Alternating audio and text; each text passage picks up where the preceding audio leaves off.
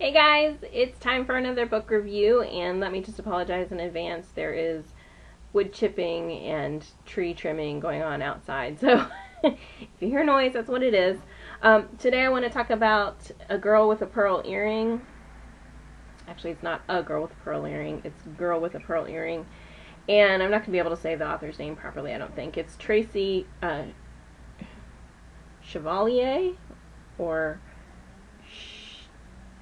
I don't know. I'll spell it though. I should know that, but I'm late to the party with this book. You know, this book has been around for quite some time now, so a lot of you may have already read it, but it's still fun to kind of compare and contrast our opinions about something. And so if you read it a long time ago, or if you haven't read it, or if you've read it recently, or if you've read it couple times and your opinions have changed every time, then let's talk about it down in the comments below.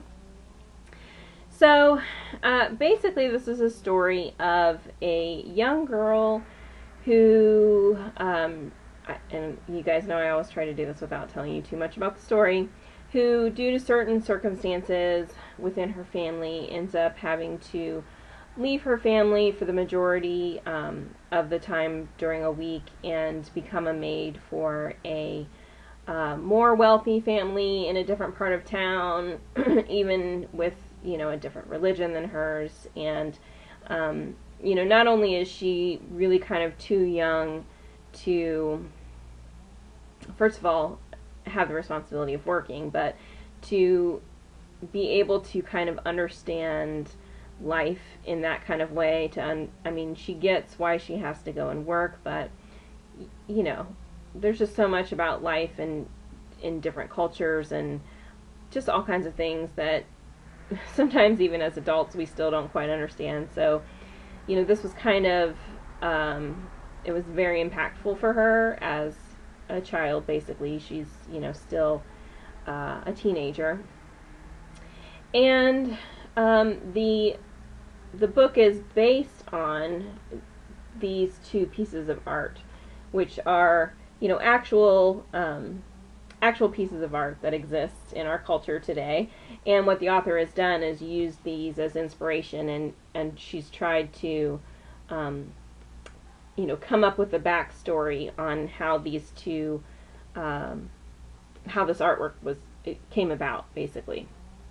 You know, she used the artwork and tried to reverse engineer the story about maybe how the art was inspired, is what she's done.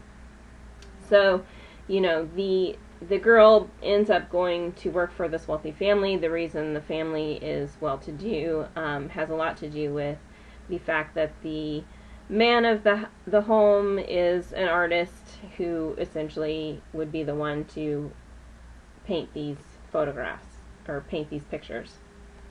Not photographs, paint these pictures at some point. And it's just kind of the story of her, you know, the evolution of that situation and of her as an individual. And so I'm just going to say that I do like this story, and it's actually a relatively quick read, I think. It's a good kind of vacation book.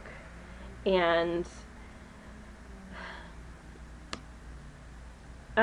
it's not the, like, I don't feel super passionate about it. I don't feel like, man, this is the best book I've ever read. But, you know, it is a nice story. I like the flow of it. I like the writing style. I like, you know, how it turns out. You know, I would give it a solid 4 out of 5 stars. The only thing that I didn't really buy is there's kind of a, I don't want to say a tension or a, how should I describe it without giving it all away? I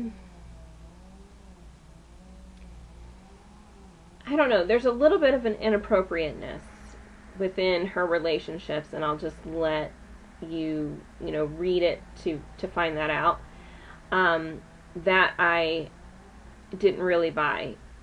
As far as her interactions with other children in the book, with her being, you know, working as maid, as far as her interactions with just other people in general, particularly with her, the scenario that they set up between her and the man of the house. I feel like in some cases there's these scenarios that just would have never happened. Like, it just wouldn't have happened that way. If it did happen, the end result would have been completely different. I also feel like some of the scenarios, it just isn't how it would play out in real life. So I kind of had a hard time digesting it, so to speak, because I feel like, particularly with one scenario, particularly with kind of how they build the characters between her and the man of the house, I just feel like it wouldn't play out the way that it did. It would either, I don't know, it would either go to an extreme or it wouldn't. It's very hard to describe without telling you guys all about the story and ruining it. But anyway, all I can say really is just that there are